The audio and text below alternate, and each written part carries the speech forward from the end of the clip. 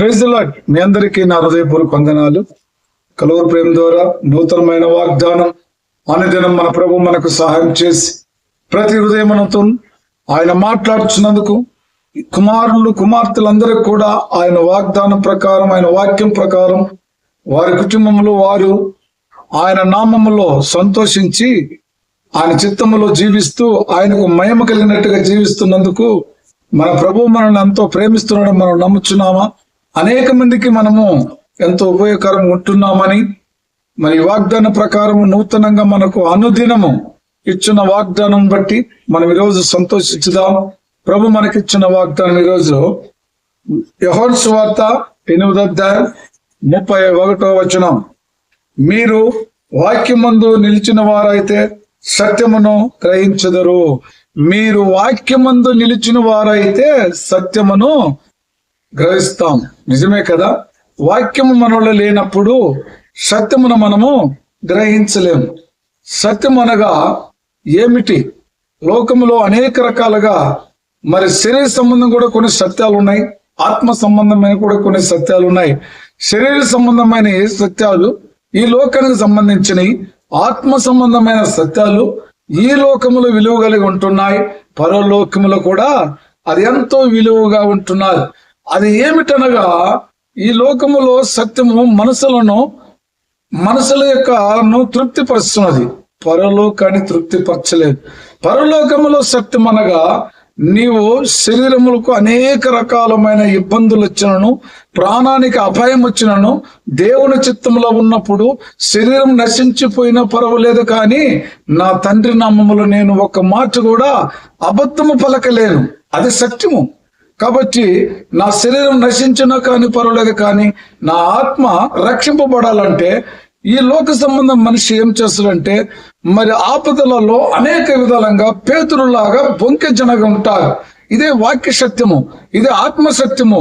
ఆ శరీరయుతంగా మరి బొంకటము అనేది మనుషుడికే, కానీ మరి ఈ మనుష్యుడు అనేది ఎప్పుడైతే దేవుని చిత్తంలో నిలబడి ఉంటాడో, ఆత్మకంగా కట్టు ఉంటాడో, ఆ యొక్క వాక్యం అనే సత్యమును దట్టిగా మరి కట్టుకొని ఉంటాడో, ఆయన ఎప్పుడు దేవుని చిత్తములోనే దేవుని సత్యమును గ్రహించినడుగా ఎన్ని బాధలు వచ్చినా, ఎన్ని కష్టాలు వచ్చినా ఆయన నామము నుంచి తప్పిపోడు.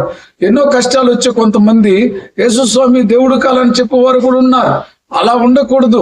ఎప్పుడు కూడా ఆయన వచ్చేంత వరకు కష్టమైన, బాధలైన, హింసలైన సత్యంగానే ప్రభునామంలో ఉండేట వారికి ఉండాలి. అందుకే ప్రభు అంటున్నాడు మరి ఒక మాట, నిశ్చయముగా భక్తి వీనికి శిక్ష తప్పదు, నీతిమంతులు సంతానము విడిపింపబడును.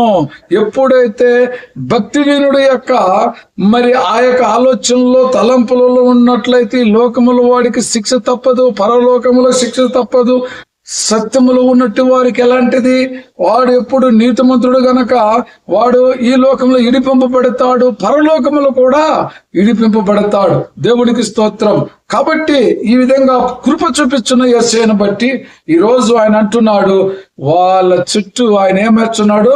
నా కంచె వేయుచున్నాను అంటున్నాడు. ఆ యొక్క బిడ్డలు, నీతిమంతులైన బిడ్డల చుట్టూ కంచె వేస్తానంటున్నాడు. దేవుని స్తోత్రం. అయితే మన మార్గములను పరిశోధించి తెలుసుకొని మనము ఆయన తట్టు తిరుగుదము. ఎవరి తట్టు? యెహోవా తట్టు తిరుగుదము. కాబట్టి ఆకాశము తట్టు మనము మన చేతులు ఎత్తుకొని మన హృదయం తిప్పుకుందాం. నిజమే కదా? మరి లోకములో ఎన్ని దినములో బ్రతికినను మనము వ్యర్థమే. కాబట్టి ఆయన చిత్తములో, ఆయన కృపలో మనం జీవించటానికి మన ప్రభు ఇచ్చిన కృపను బట్టి ఈ రోజు నువ్వు నేను కూడా ఆ విధంగా బ్రతకాలని సత్యమైన దేవుడు మనతో మాట్లాడుచున్నప్పుడు ఆయన కృపలో జీవించాలని, ప్రతి బిడ్డ కూడా ఆ విధంగా జీవించటానికి ప్రభు ఇచ్చిన సాగును బట్టి మరి అనుదినము నూతనమైన వాగ్దానంతో ఏ కుటుంబానికి ప్రభు ఇచ్చిన కృపలో ఆనందిస్తున్నారా, సంతోషిస్తున్నారా? మరి ఆ వాక్య సత్యమును గ్రహించుకుంటున్నారా?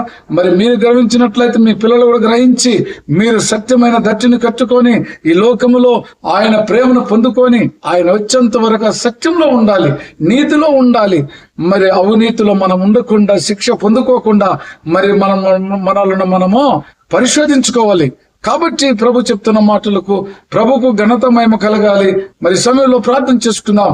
ప్రేమ కృప జీవం గల తండ్రి, పరిశుద్ధుడా, మీ చిత్తములో మీ కృపలో తండ్రి మమ్మల్ని ప్రచోదించుకొని మీ నామములో తండ్రి మీకు ఘనత మహిమ ప్రభావం కలిగినట్టు జీవించటానికి మీరే సాయం దయచేయాలని, ప్రతి కుటుంబాన్ని ఆశీర్వదించాలని, ప్రతి దినము నూతనమైన మరి పరిశుద్ధ వాగ్దానముతో ప్రపంచానికి నా ప్రభువా మీ మహిమను వారికి అందరికీ కలుగచేసి ప్రతి కుటుంబం చుట్టూ మీ బంగారు కంచె వేసి ప్రతి బిడ్డకు మీరు సహాయం దయచేస్తారని యేసుక్రీస్తు నామములో ప్రార్థించున్నాను తండ్రి.